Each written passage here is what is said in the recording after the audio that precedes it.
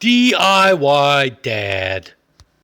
Hey, DIY Dad. Today I'm going to be showing you how to do an oil change. Now, while it's universal on most cars, on this car, the 350Z, you can see there's a very limited amount of space under the car and we have to jack it up. So right here where I'm focused is a support that extends out to the frame, right here where I'm pointing, and that's where we're going to be jacking the car. If we jack here, we can do it safely and we can keep from doing anything to damage the vehicle. Alright, in case you're completely new to this, these are the things you're going to need to get your oil change done. First, you're going to need a container to put your used motor oil in. You're going to need a 15mm socket and a ratchet. You may need an oil filter wrench depending on how hard it is to get your filter off, a new filter, and new oil. And I only use synthetic oil in my car. This happens to be high mileage synthetic. I'm not sure what the difference is, but definitely recommend that you use synthetic oil. Alright, so I've got my handy little jacks here.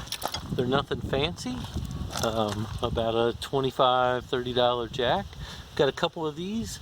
As I was saying, right under here is that metal support I'm looking for. I'm just going to roll it up under there, right to the support. Alright, now we're going to go chock the wheel and jack the other side up. Back wheels. Going to chock that, and I make sure that my emergency brake is on as well. Do the same thing on this side and get it jacked up.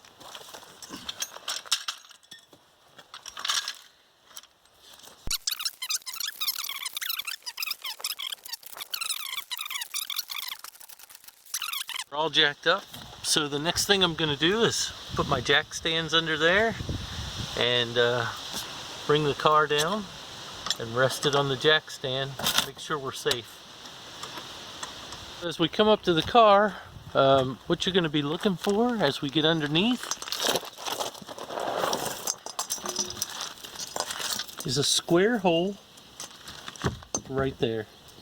That square hole is where your oil plug is going to be located, and your filter is just next to it on the passenger side. So on this used oil container, this side just unscrews and lifts off, and this is where your oil is going to go in. And what we're going to do is set that up directly under the square hole that I showed you earlier. Okay, so here we are under the car. Here's the square hole that we were looking at, and right in the center, right here, is the oil drain plug. Right above it, right there, is the oil filter that will be taken off. Alright, now we're just going to use our 15mm socket, put it right on the plug, break that free, and take it all the way out and drain the oil into the pan.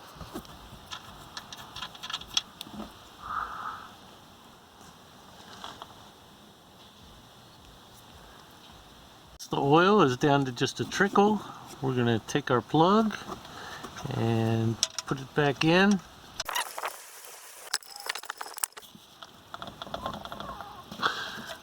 Make sure that's good and snug.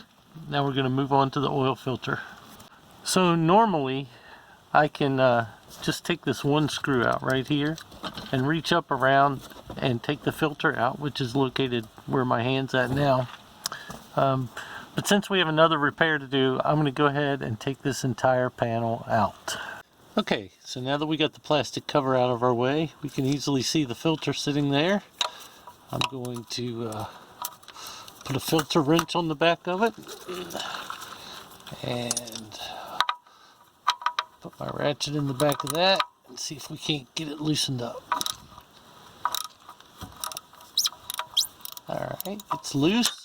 And now we should just be able to unscrew it by hand. Make sure that you have your used oil container ready underneath to catch the oil.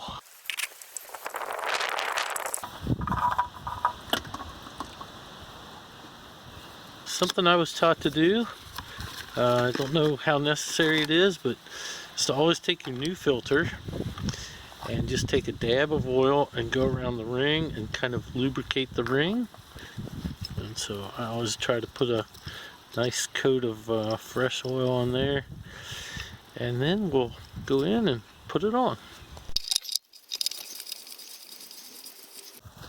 So to tighten this up, I generally just try to hand tighten, and you want to make sure you don't have oil all over your hands. And I kind of do have some, so I'm just going to grab my wrench, put maybe a half a turn on it, just to make sure everything's good. And that should be sufficient. So instead of being lazy, I went and got my tripod out. And we're just going to pour this in here.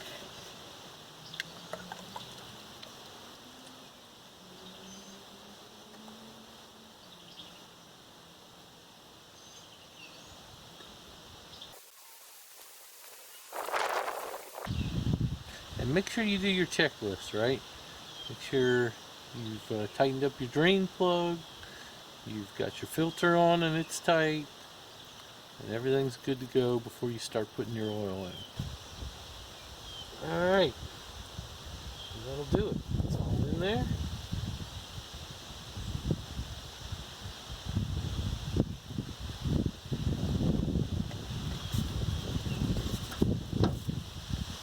Alright guys, one of the things I do for my oil changes is I like to put a nice big sticker in here to remind me to change my synthetics every 5,000 miles. Alright, that's it for this repair. DIY Dad out.